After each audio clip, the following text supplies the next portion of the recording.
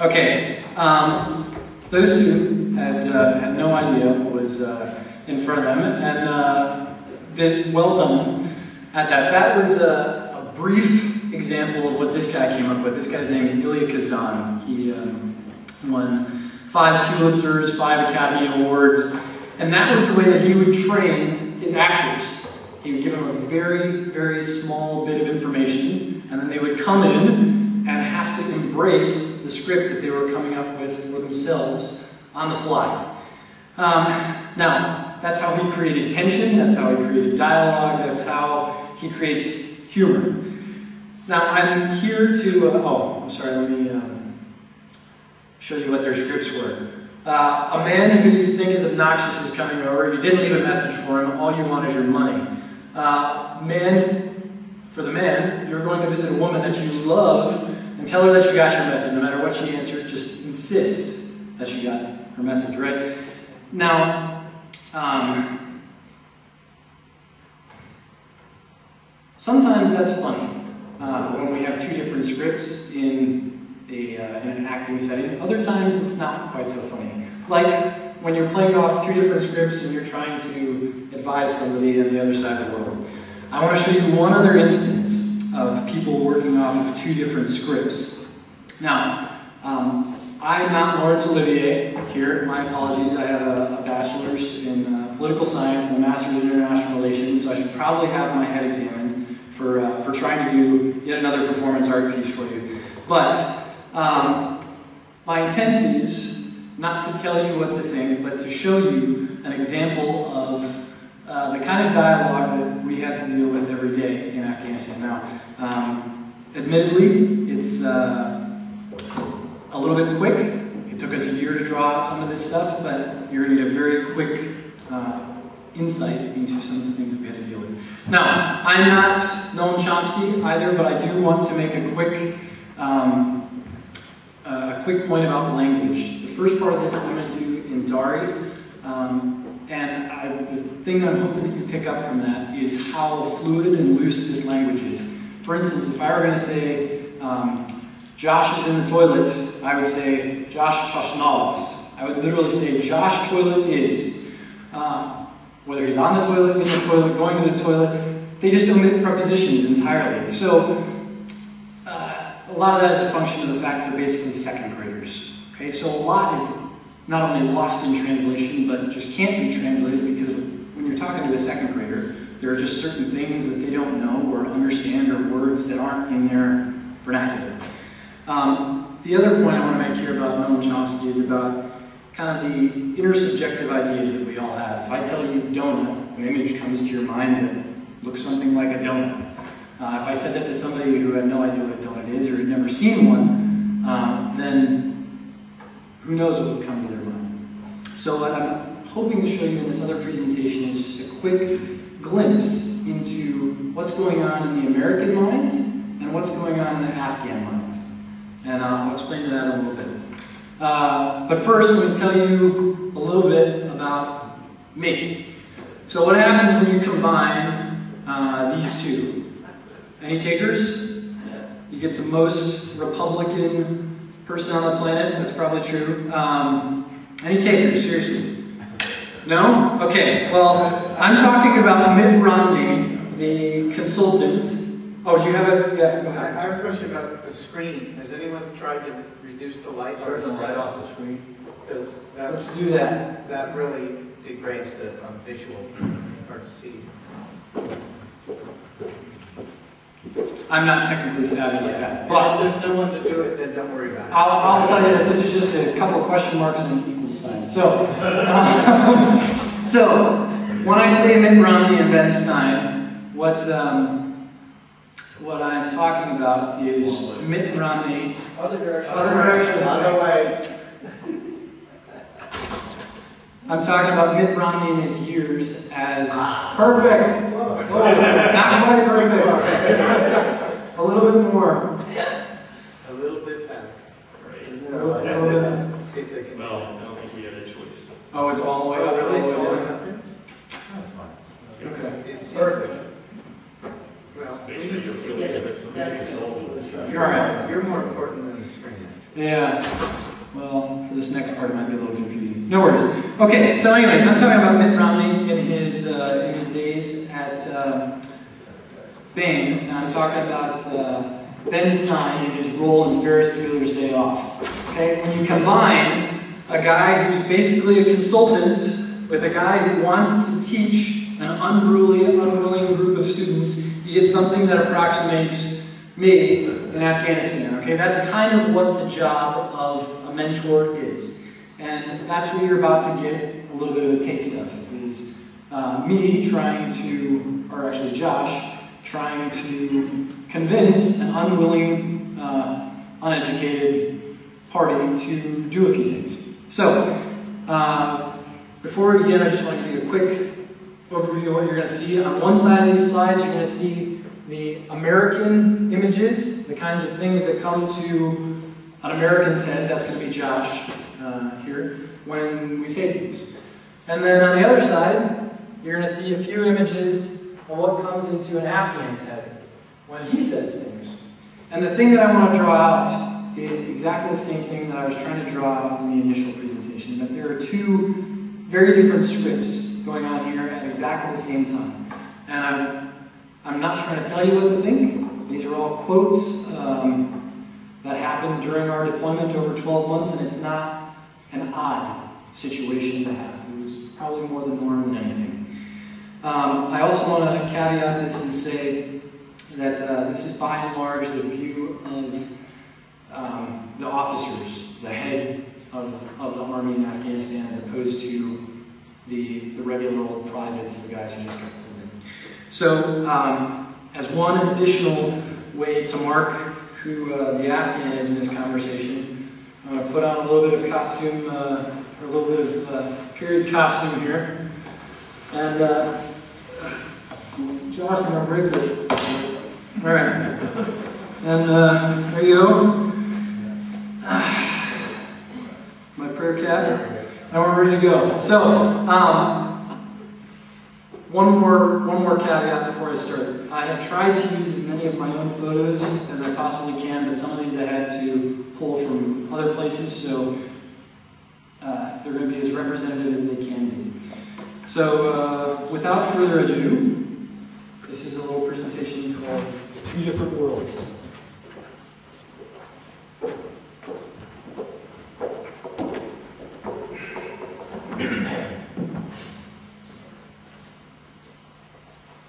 Good afternoon.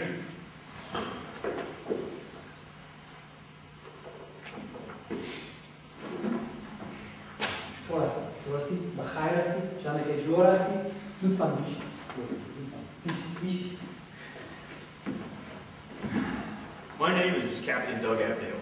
I'm your mentor. I've been here for about 2 months now. I'm glad you're back from leave. بسیار خوشمایه هستید. زیاد چیزی من میخوام کمک شما. I grew up on an old farm in a place called Wisconsin, in the north of the U.S., where it's very cold. I have 6 brothers and sisters. I am married, and we don't have any children.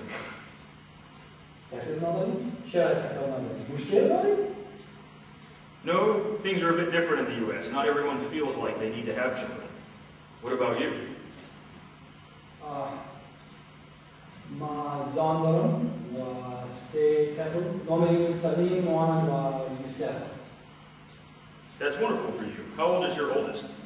Oh, he's 10 years old. He's old enough to manage my household, my business on the way. That's excellent. He must be very smart. Is he going to be a soldier like you someday? Well, we can't both leave at once.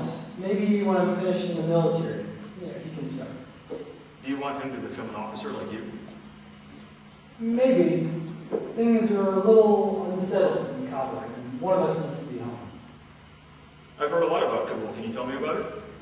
Oh, it's a lot different than here. You know, things. There's a lot of shops, and there's selling things from all over the world. There's delicious food. The people, well, they're just better.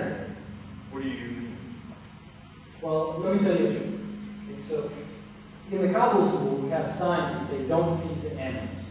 And in the Kalat Zoo, they have signs that say, "Don't eat the animals." And in the Kandahar Zoo, they have signs that say, "Don't eat animal food."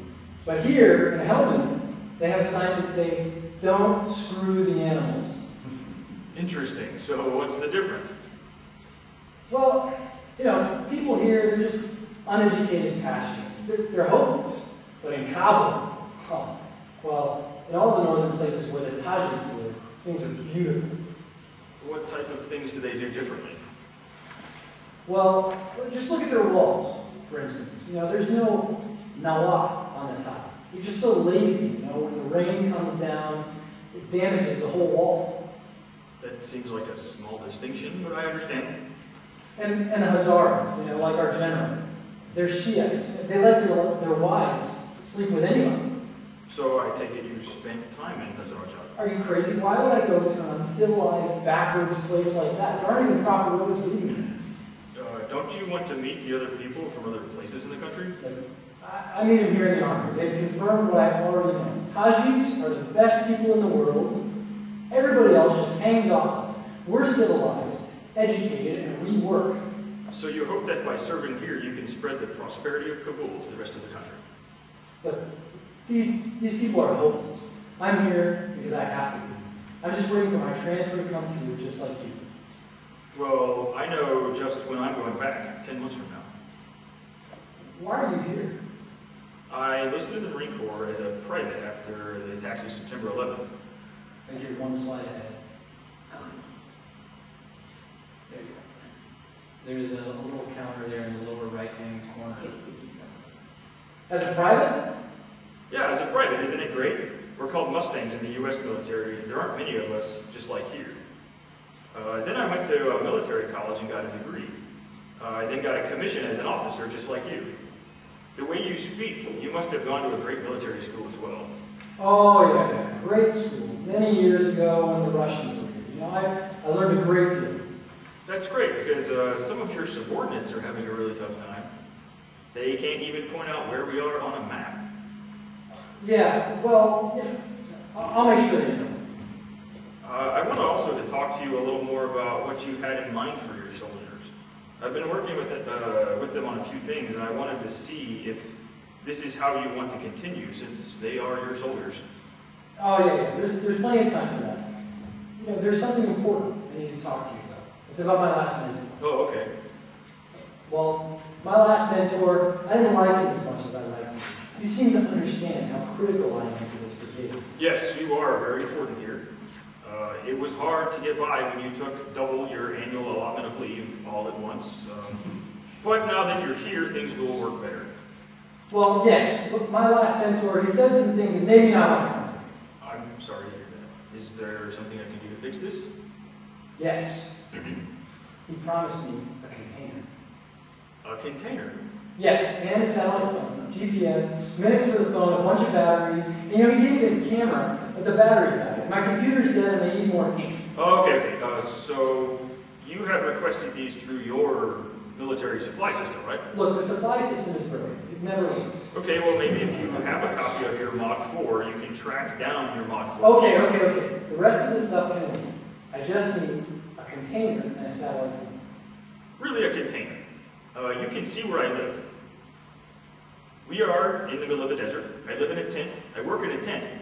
At least you've got this concrete building to sleep in. That's more than any of the villagers out in town. Yes, you agree. I do a very, very important job. I need a container to make secret phone calls to Kabul. To Kabul? Who are you calling in Kabul? And shouldn't you be talking to your commander? Look, I have important reports that the general can't see.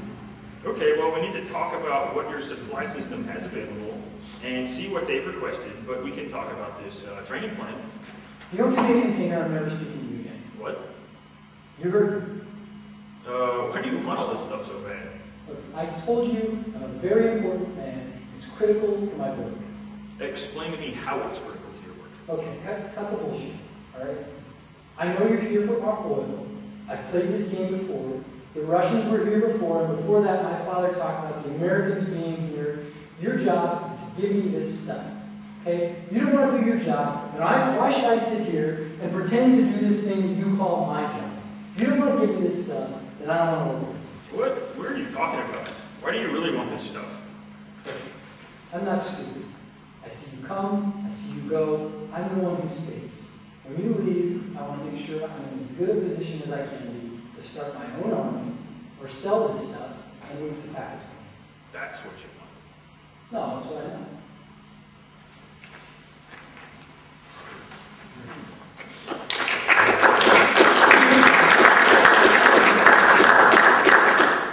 So, in the end, you know, we look pretty similar, right? At least we're both wearing camouflage. She's got his boots on. It's before 2 o'clock in the afternoon. And, you know, we got rank insignia. One would say, hey, there's a military man and another military man. And in some ways, I guess we are kind of similar. We tended to believe, going over there as American Marines, that basically the Afghan soldiers were just the same as us. And that it was kind of like looking into a foggy mirror here. If we just cleaned off the stuff on the front of the mirror, then we'd see another guy looking back at us. And in the end, we found out that it wasn't anything like a mirror image of what we were looking at. But somebody totally different, playing from a very different script than what we do. So, Josh is going to talk to you briefly about the big implications of where that left us for the rest of it.